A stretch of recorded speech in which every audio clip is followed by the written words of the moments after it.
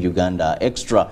I'm Robert Chirabo Nyonyitono. Well, it began with early morning showers, but as we speak, please feel free to head to town or any area of your destination, and I hope you really understood the weather forecast with Maureen Kenyana. Now this morning I'm with Jagenda Semakula. The other is a bit long. Zikusoka Sajabi. Zikusoka Sajabi. Yes. How is it long? Of course, to shorten them, I just call myself Jagenda Semakula, but I'm Jagenda Semakula Zikusoka Sajabi. I'm looking at this nursery, or what maybe by your time you are in this, you skipped those levels where the teacher has Jagenda Semakula Zikusoka Sajabi. Well, he's the man I'm with this morning. And you're going to be looking at a number of issues, but we'll begin with a State of Nation address. Then Heroes Day, that is going to be celebrated. That's tomorrow. Now, Semakula, I know you are following, you were there during the State of Nation address. So much has been said. So much was said by the president. And I want to say this was not as usual. Because I felt it touched every part, every affair, His Excellency. I don't know those that would say he didn't speak about this, but I felt it was an address that looked at almost every aspect that we needed to know about as Ugandans. But in a nutshell, what stood out for you in this address? Well, I think that's very brilliant. When you ask about what stood out for me, good morning to our viewers, and that's a very brilliant one. When you ask me what stood out for me, as a Pan-Africanist, what stood out for me was his comparison of Africa against the world. When the president intimated that all of us as Africans, all of us, a continent of 1.2, 1.3 billion people, our worth is $2.7 trillion. $2.7 trillion. And one small country that I have visited a number of times, I visited that country about 3 or 4 times, South Korea. South Korea is half of Uganda. And its net worth is $1.7 trillion. The whole of Africa, a continent of 1.3 billion people, is 2.6. Japan alone, you heard what the president said, 5 trillion rather. A country like German, 3-point-something trillion. The UK alone is, I think, 2-point-something trillion. Now, only UK. UK, when you look at that country called the UK, UK is just the size of Uganda, actually. Uganda and UK, I think in sizes, one is about 99% of the other. Uganda and UK, it's just some small island there, just the size of Uganda. And with the population of maybe slightly above Uganda by 20, 30 million people, because I think they're about 70, 60 something million people. And now, to me, that is what I thought about and said, okay, just imagine and look at this. Now, he went ahead and said that his experts from the Ministry of Energy went to him and they told him that they have discovered gold in Uganda. And the gold in Uganda is worth almost $13 trillion. And our own Ugandans want to save only 600 billion for us. Now that's slightly above $500 billion. The remaining 12 trillion should go to somebody else. It is said DRC's mineral worth is about $24 trillion. DRC, just one country. And now 24 trillion is bigger than the entire economy of China. 24 trillion is almost the economy of the United States. That's in the DRC. But look at DRC and what it is. Look at the people in DRC, look at the country called DRC, look at everything in DRC. Now, if one country has a mineral worth over 24 trillion, bigger than the second biggest economy in the world, then I think there's a problem with us. And you know, when the president was saying, he said, and we pose that we are presidents, we are governors, we are all these things. To me, I actually felt it was an indictment to all our leaders. On the flip side, the Honorable Chagulanyi was also, I think, addressing people on Facebook. And he talked about chapati and chikomando and anything. And you know, and that's where we are. Now, the Honorable Chagulanyi feels for the people that let's get the prices for engano and maybe oil, vegetable oils, to be able to produce chapati. And of course, that's where we are.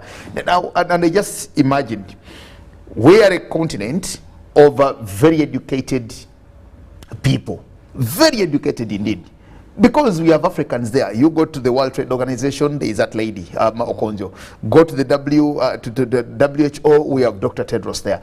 Go to everywhere, we have very educated Africans in economy, in science, in every aspect. in even every when you aspect go of to life, most of these you know, countries, still you find that they are the Africans. Exactly. And we are very talented. Even when you go to sports, and who are shining, yes, and you see Africans. And so that's my biggest challenge. And that's my biggest challenge. That what are we? Of course, that was my biggest take for me.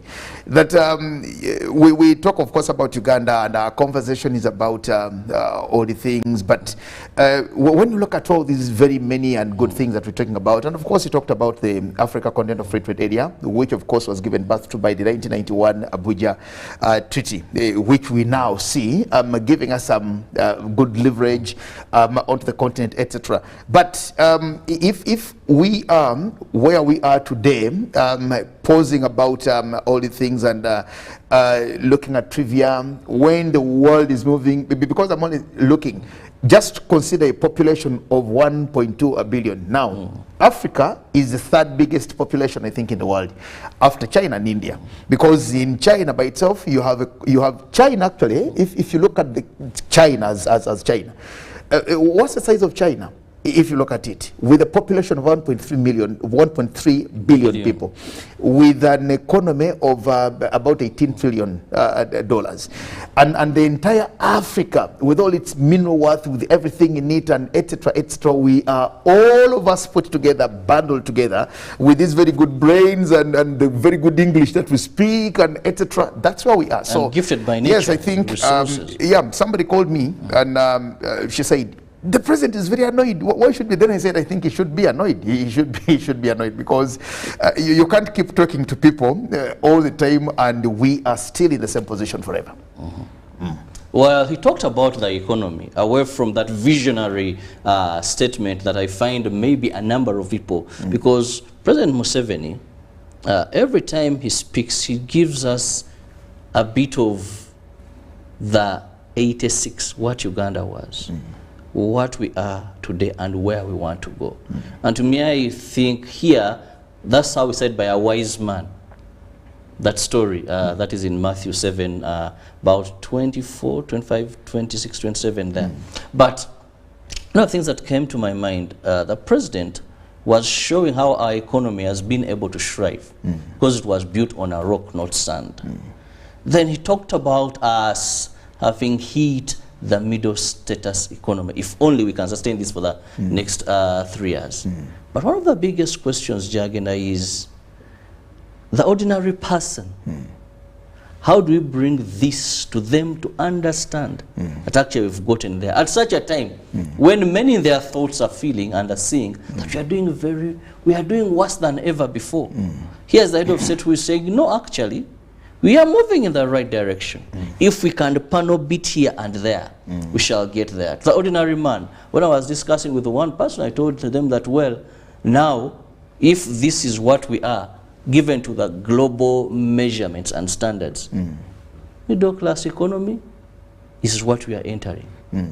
Statistically, just sustaining this. I'm saying, but we don't see that. No, to me, all those things don't make sense. Whether lower middle income, higher middle income, whether in what middle income or which income status or whatever it is, to me, all those things don't appeal to me. I feel different about each and everything. And I think we miss the point by trying to either soothe ourselves or to convince ourselves or to massage us, GDP ratio, or to massage to massage ourselves that you know we are doing well. Yeah, we have by those. Global standards. It happens to us, especially we football lovers. You get into a competition and the ultimate goal is to win the trophy at the end of the season. You want to win the trophy. You do not want anything less than a trophy. But when, midway the journey, when you are getting there, then you start convincing yourselves and say, okay, well, we will not win the trophy, but at least we'll qualify for the Champions League. At least we'll be the top 4. At least at least we beat X, Y, or Z. Those are consolations for failure. To me, that's what I think. So, of course, it's just one good thing to say. We are hitting the middle income status. We are doing all the things to, and to me, I don't see it that way, or I don't even want to see it that way. I am only thinking that we need to indict our leaders, which is very important to me. We need to indict our leaders because we trust leadership with you, and say that's why you should go. There's a very common scripture in the Bible, in Proverbs, I think 14:23. The Bible says, mere talk makes people poor. The more you talk and just mere talk, it's a scripture. I didn't say that, I didn't write that, but the Bible says the more you talk and just that mere talk makes the people poorer. Actually, the word is poorer.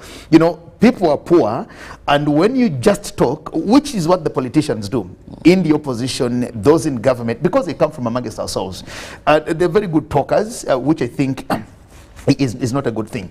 So one thing about President Museveni, the Pan-Africanist that I know, he thinks African, and that's why he was actually talking about all the things and says Africa should wake up, Uganda should wake up. Now, showing how we are robbed of our coffee. Exactly. No, Africa should wake up, Uganda, exactly. And I'll still come to that.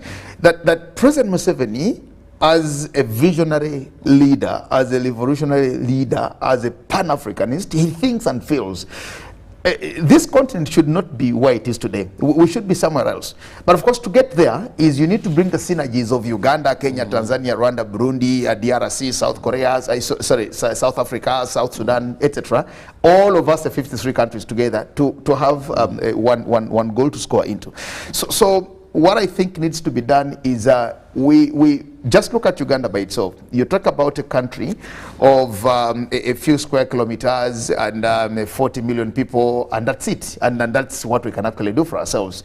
But when you grow it bigger and you make it African, just like we are doing the regional blocks and etc. When you see what we are doing as leaders vis-a-vis the results, there is a mismatch. I don't know whether it is our priorities that are not set right.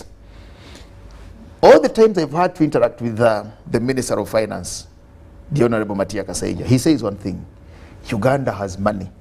And Matia Kasaija is the Minister for Economic Development and Planning, Finance Planning and Economic Development.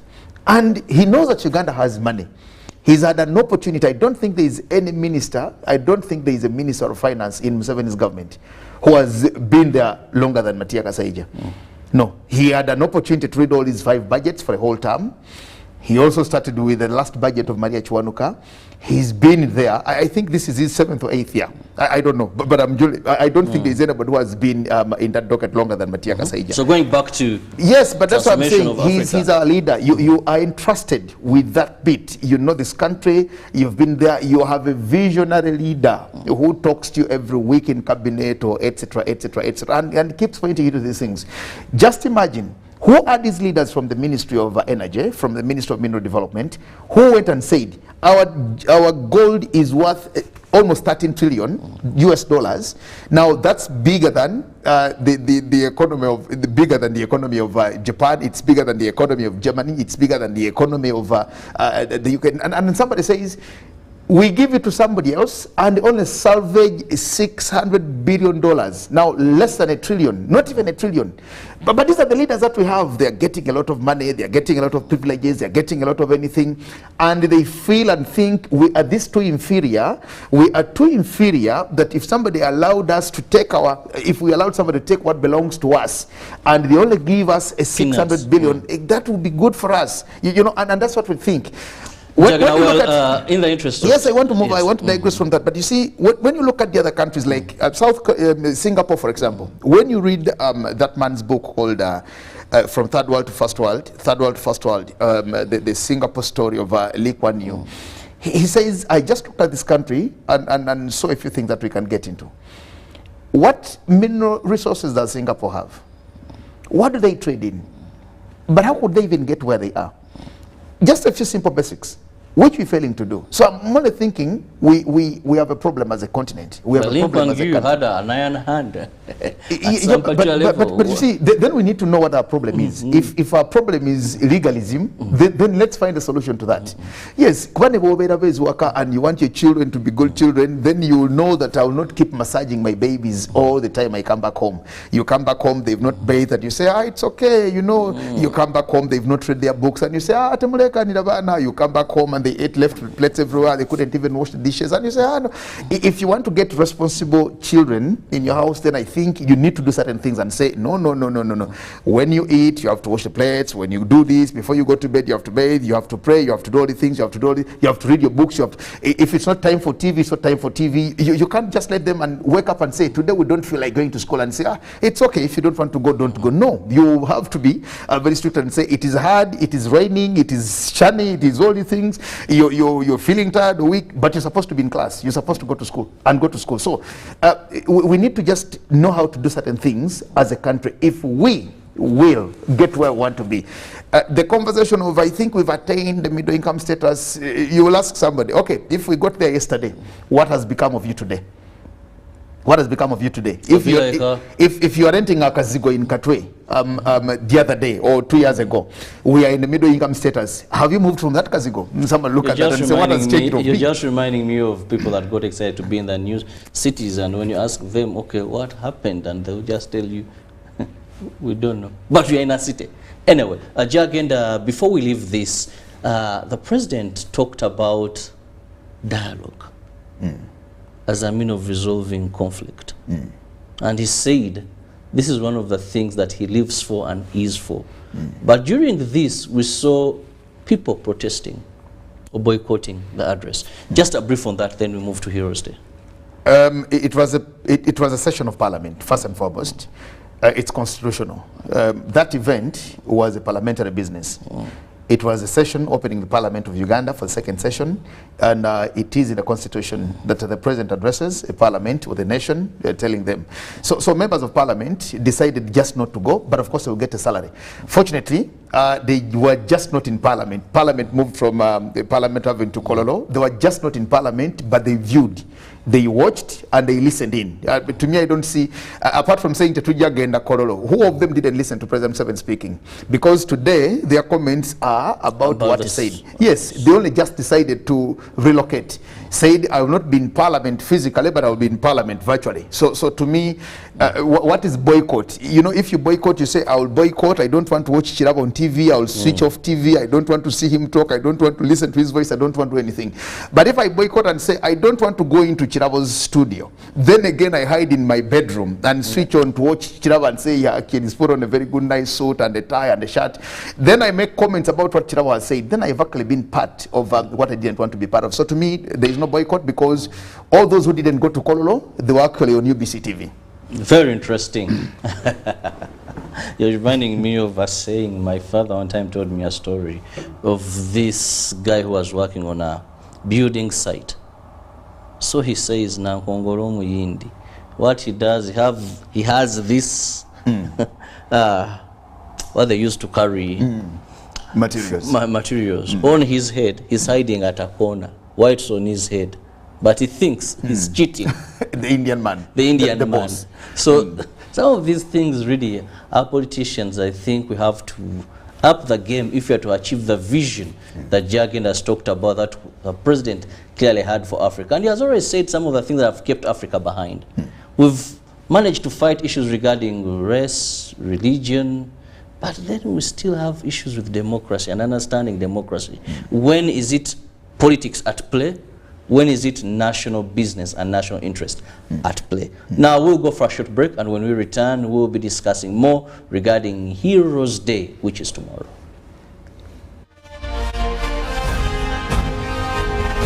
Live from UBC Studios in Kampala, this is Good Morning Uganda Extra.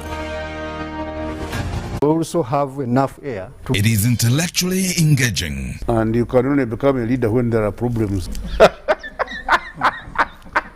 I like that. The same applies to Rwanda, Burundi. So what are we federating? Whether rights from another country can be, I mean, somebody must be there to hold everybody accountable. But at the moment, we would rather deal with what we have, make it right. First of all, we as elites of Uganda, we have made Museveni the issue. I can tell Museveni is not the problem of Uganda. The problems of Uganda are much deeper. We can change the next 20 presidents and we'll still be this roundabout. Deeply incisive. The different political forces that we have in the country, in the country, we don't seem to really have achieved that minimum political consensus over certain things. Authentically symbolic and insightful. Behind the Headlines, every Wednesday at 10 p.m. with Charles Odong Thor. All on your public broadcaster, UBC, inspiring Uganda. It's no secret that ICT makes learning easy. The strides made in our field could not be possible without it.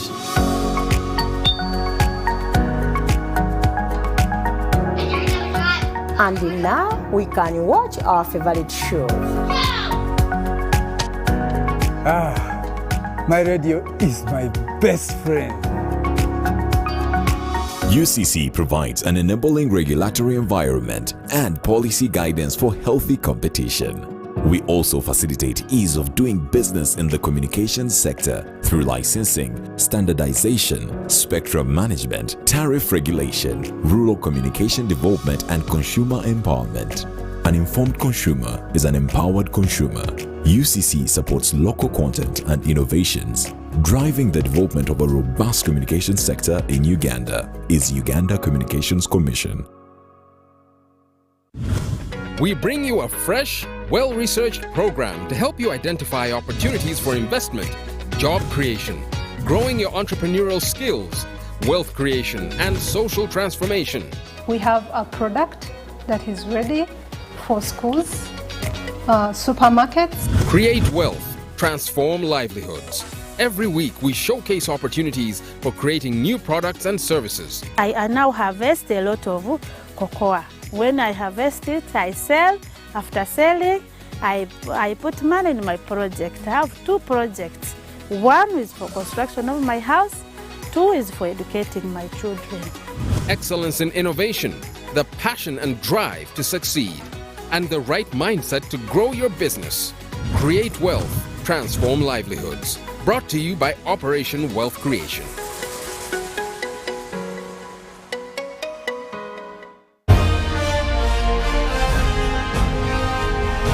Live from UBC Studios in Kampala. This is Good Morning Uganda Extra.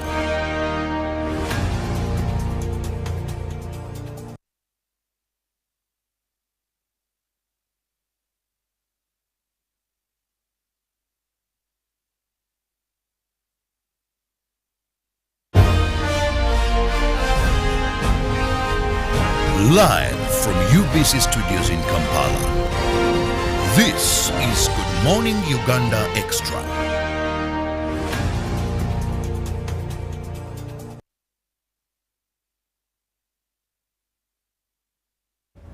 Welcome back from that short commercial break. It is Good Morning Uganda Extra. I'm Robert Chirabonyo with Jagenda Semakula. We just had a bit of the State of Nation address that was yesterday at Kolo Ceremonial grounds, and of course so much is still being said, but outstanding is the vision His Excellency has for Uganda and Africa at large. We hope that some of the bottlenecks noted in this speech, people will address them. Sometimes Jagenda, I look at His Excellency as a lonely wolf. As you see, he has the right vision. When he talked about the parish development model, and he was clearly showing how this is going to cause the transformation. When he talked about the surplus, how we are going to deal with the surplus. You see, when you follow this speech, you see, like, we have all it takes to get us where we want to be. But the challenge is, who are the people that are getting us there? Some of these things you wonder why they don't actually see the light of day. Much as they are good, you know the problem, you know the solution, but how to put the solution in place becomes the problem. I am a believer of the army and the military. And I have that very selfish feeling that if it were possible in this country, we would deploy soldiers in almost everything. I am a believer in the military, because elsewhere or everywhere in the world that I have seen things work and happen, and you get good results and get good things, is because you have the military in there. We miss it somewhere. The military or the army normally understands what the commander or the head of state says, but not we, the wananchi. We have a lot of hullabaloo, we have a lot of discussions, we have a lot of all the things.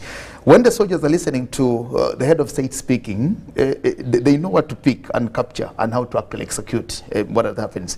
When you talk about the parish development model, I know that the parish development model was actually modeled from the new village movement of the President Park in South Africa, what they call the Sema Undo. And I think we of course tried to benchmark or copy what South Korea did, and we tended to put in, I think, a lot of things. Now, South Korea, theirs is a village movement. Theirs is the new village movement, the Sema Undo, and I've had an opportunity to actually visit that place and go there and see what actually they did and how they did their things. With our parish development model, I am thinking that yes, we're talking about almost 1 trillion shillings. I think it's 1 trillion shillings that they've put into this budget, the 48 trillion budget. But we need to be focused. The only two things that I see in that parish development model is, I think, Pillar 1 and Pillar 7. Pillar 1 is what talks about production, productivity, value addition, productivity, and Pillar 7, which I think is mindset change. The rest, to me, it can actually, it's a good model that it has, it incorporates different MDAs of government to see how to actually get that done. But you will notice at the end of the day that about 90%, 90+% of everybody who is going to benefit from the parish development model is going to be agro-based. They're going to be into agriculture. But the challenge here is, when you look at the products, the agricultural products that we are focusing to, they are actually even very many. There are very, very, very many. Avocado, what. There are all these very many things. And you know, that also kills it. If we had just a focus and say, why don't we put our energies on this thing? And I've always asked the question on two things. Number one, when we talk about mindset change, whose mindset are we talking about? We talk about mindset change, we tend to think about the peasants, the villagers, the people in the countryside, the people in the gardens, the people. When we talk about mindset, we tend to think everybody who sits in cabinet has a right mindset, everybody who sits in parliament has a right mindset, everybody who is in a constitutional parastatal has a right mindset, and we forget that maybe it's actually these people who need mindset change more than ourselves, more than we, the people that they lead. Who are going to deliver. It should be their mindset first. To me, that's what I think. It should be their mindset first. Because there are very many. Somebody was telling me, yesterday I was in Kololo, and one member of parliament said, that the speech is also just too long. And I said, can you imagine? A speech is too long. The president is speaking, you're a member of parliament. And you say, if the president is only speaking for 2.5 hours and that speech is too long, what will you do with a ministerial statement that will come from one ministry of government? What will you do with that? A ministerial statement will come and it has 400 pages. The Auditor General will produce a report and it is you have to go through it is 1,000 something pages. So if your brain cannot concentrate to listen to a president speaking for 2 hours, then what are you going to do? So mindset change to me is very important to our leaders to start with. Not even we, the wananchi. Then number two, we need to find something and say, chinoche chafe. What do we have as something that we can say we put our effort onto this thing? Let's marshal all our efforts, let's synergize and produce this thing.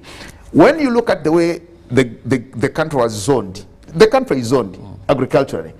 And to actually know that this can actually be produced here, when you want vegetable oils, you need to go to northern Uganda, simsim, sesame, nuts, etc., sunflower. When you want maybe coffee, you know where to actually plant the coffee. When you want a bikajo, you know where to go and do all the things. So I think there has to be something that we can actually do and say, here is where we should go. But for the parish development model that you're talking about, when the president talks about it, yes, it is a game changer, but we need to do something about that. Well, we can take a whole day discussing more regarding that, but allow us also to move into the activity of tomorrow, which happens to be Heroes Day. Now, Jagenda, a lot has been said, but I'll start with the obvious, being this generation of today.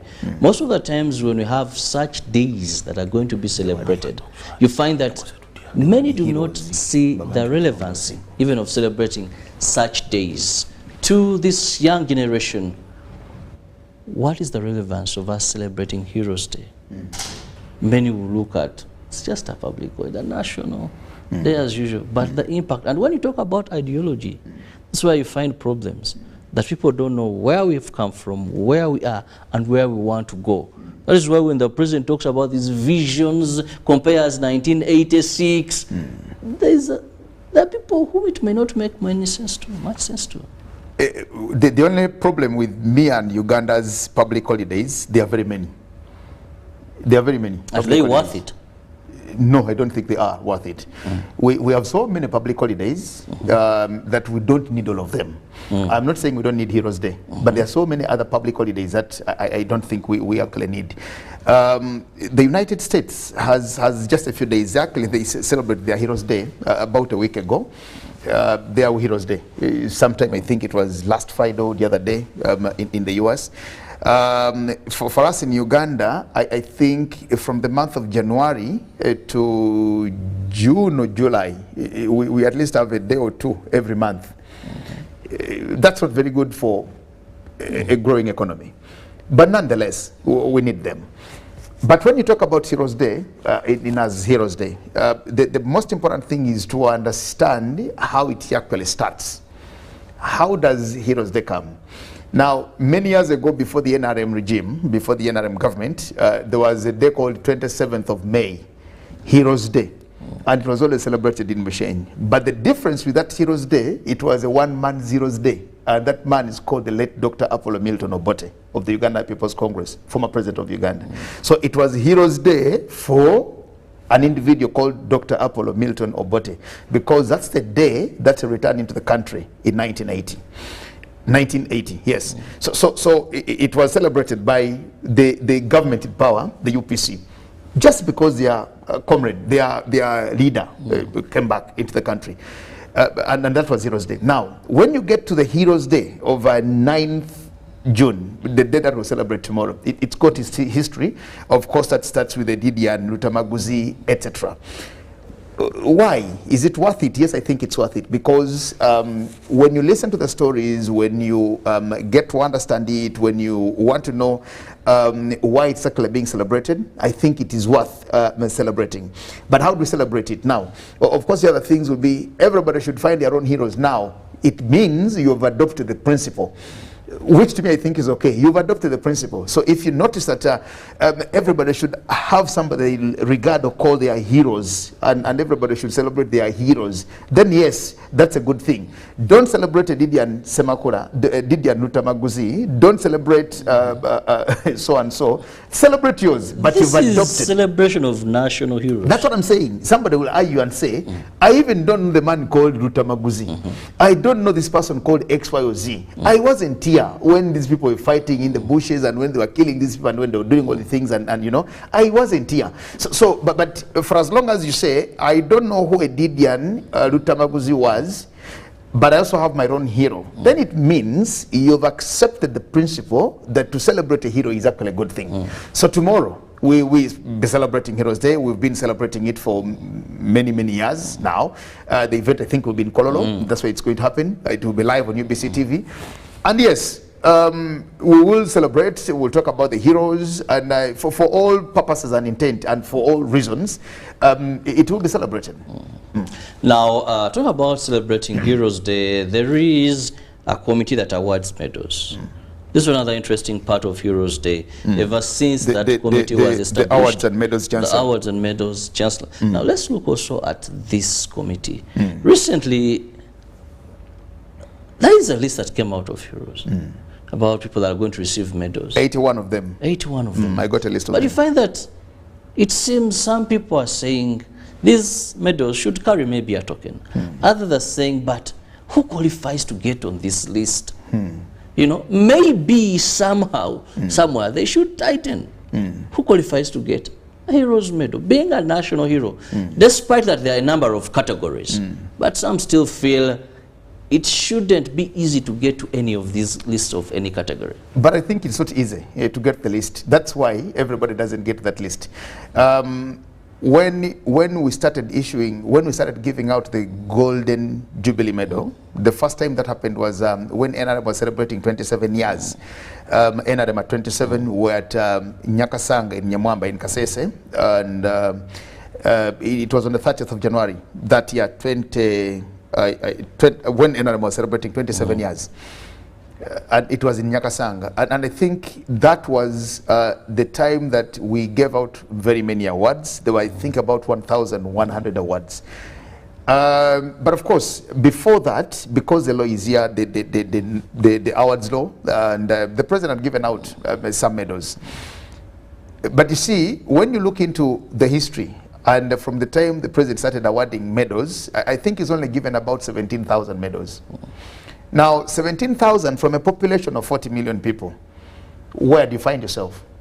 If people want to think that everybody gets a medal, just do the simple statistics and mathematics. You are talking about 17,000 medals, slightly 17,000 medals, not even 20,000. Now, what is that percentage on a national tally of 40 plus million people? So looking at the criteria that they use, you ask yourself a question: when will I ever be one of those to get a medal? So it can be a lifetime dream for you to actually achieve or get a medal. We are talking about those who are going to be awarded. There are categories. For example, I saw the Damu Award. Now, the Damu Award is given to soldiers, of course. I think who got injured during the war, who were injured during the war and survived, and you know, whatever. And they're here. I don't know many who have actually got that medal. I only know one, my very good friend, Kano Zache, who is, I think, a military attaché in Ethiopia. This time they're actually going to give to two. I saw, I think, two. And I think one is posthumous, and then one, the Damo medal. Now, if you are in the forces, and you possibly want to get a Damo medal, then you can't actually ask for it. You can't ask for it. The criteria is very easy. It's called the Damo for blood, Omsai. You should have survived, or you should have been shot, or you should have, something could have happened to you. So if you want a Damo medal, then you have to pray to God for you to go to combat. Like we have now soldiers in Congo or whatever. So you must go to combat, then maybe survive there or be shot there for you to get it. So it's not something that you just wish and say, I should get it. So to me, one thing that I think needs to happen is, one is the Secretariat and the Chancellery, of course, they have their own standards. This is a list that they vet, find, and they just don't say, we give it to Chirabo. They have to have a citation of Chirabo Nyonyi Ntono. Because if they asked, why are you awarding Chirabo Nyonyi Ntono a medal? They should be able to explain. The unfortunate thing is that the citation is not, usually the public doesn't sometimes get to know, but that's what how they arrive to that. That's not unfortunate. That's not unfortunate. Chirabo, if you go to school and you get your award, you get your degree, you get your award, it is the university that knows that Chirabo got a first class, or a second class upper, or a second class lower, or a pass degree, or a fail. It's the university that knows. Why? Because they have your CGP, they have your records, they have your attendance, they have your marks, they have your grades from year 1 to year 4, year 1, year 3, whatever. So it is the university that actually says, Chirabo, this is the transcript. The rest of us will see in a kanzu and a motorboard and celebrations, and we say Chirabo has graduated.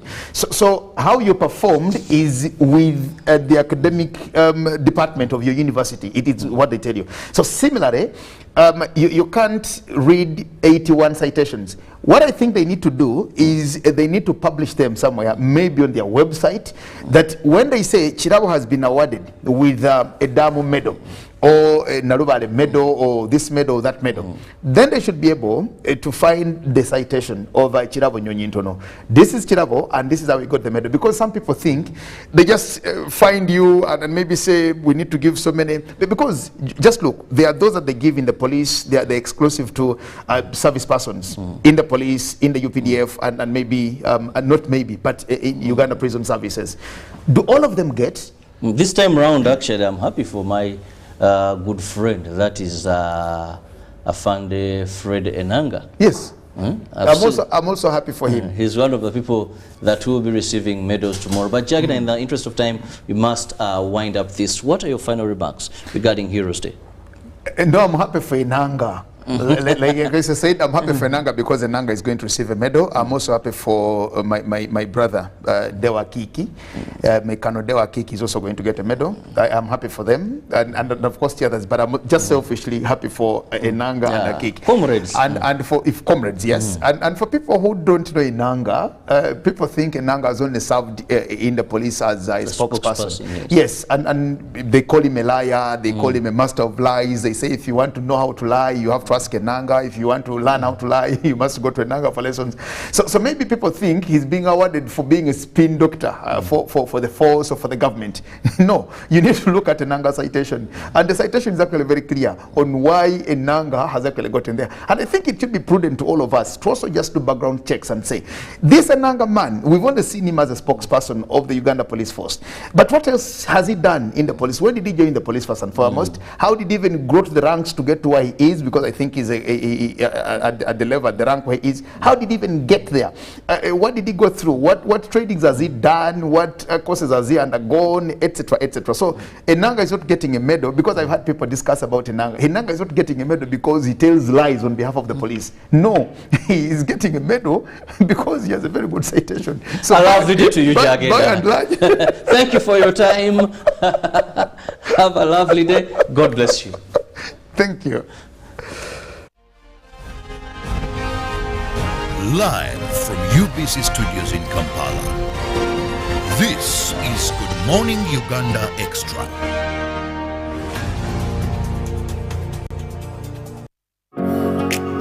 It's no secret that ICT makes learning easy. The strides made in our field couldn't be possible without it.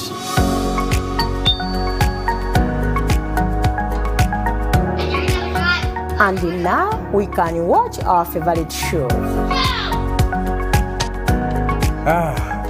My radio is my best friend. UCC provides an enabling regulatory environment and policy guidance for healthy competition. We also facilitate ease of doing business in the communications sector through licensing, standardization, spectrum management, tariff regulation, rural communication development, and consumer empowerment. An informed consumer is an empowered consumer. UCC supports local content and innovations. Driving the development of a robust communication sector in Uganda is Uganda Communications Commission. Pick of the day on UBC. You can only become a leader when there are problems. Behind the headlines. So what are we federating? Whether rats from another country can be, I mean, somebody must be there to hold everybody accountable. Every Wednesday at 10 p.m. First of all, we as elites of Uganda we have made Museveni the issue. I can tell Museveni is not the problem of Uganda. The problems of Uganda are much deeper. We can change the next 20 presidents and we'll still be this roundabout. Was brought to you by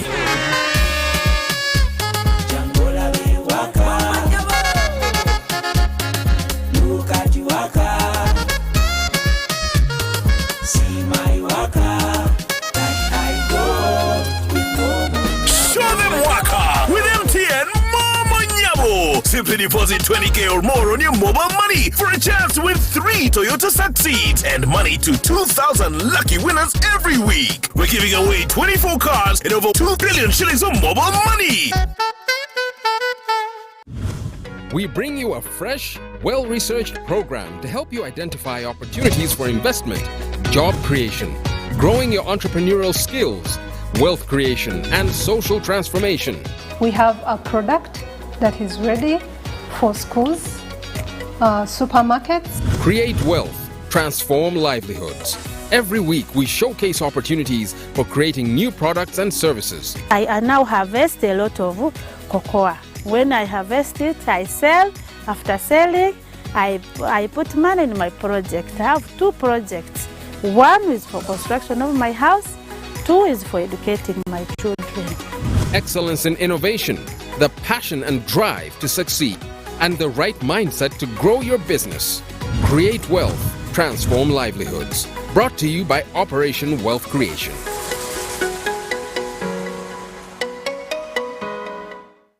We also have enough air. It is intellectually engaging. And you can only become a leader when there are problems. I like that. The same applies to Rwanda, Burundi. So what are we federating? Whether rats from another country can be, I mean, somebody must be there to hold everybody accountable. But at the moment, we would rather deal with what we have, make it right. First of all, we as elites of Uganda, we have made Museveni the issue. I can tell Museveni is not the problem of Uganda. The problems of Uganda are much deeper. We can change the next 20 presidents and we'll still be this roundabout. Deeply incisive. The different political forces that we have in the country, we don't seem to really have achieved that minimum political consensus over certain things. Authentically symbolic and insightful. Behind the Headlines, every Wednesday at 10 p.m. with Charles Odong Thor.